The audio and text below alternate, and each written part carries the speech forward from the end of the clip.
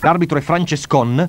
Vediamo Pietruzzo Anastasi intanto che innesca Sogliano che segna. È il primo gol della partita, 27esimo del primo tempo.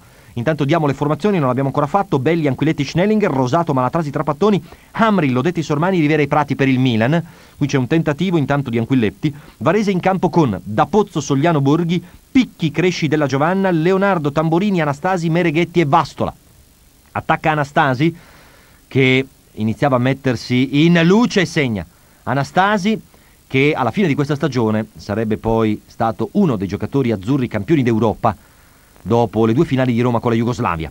2-0 per il Varese, all'ottavo della ripresa attacca Schnellinger. Milan che non aveva ancora perso in questo campionato, Milan che era andato sì in svantaggio una volta in casa contro l'Inter e una volta in trasferta contro il Cagliari, ma che così pesantemente sotto di 2 gol non era mai andato. Succede invece a Varese, partita che sembra segnata. Qui intanto chiedono il gol i giocatori rossoneri e in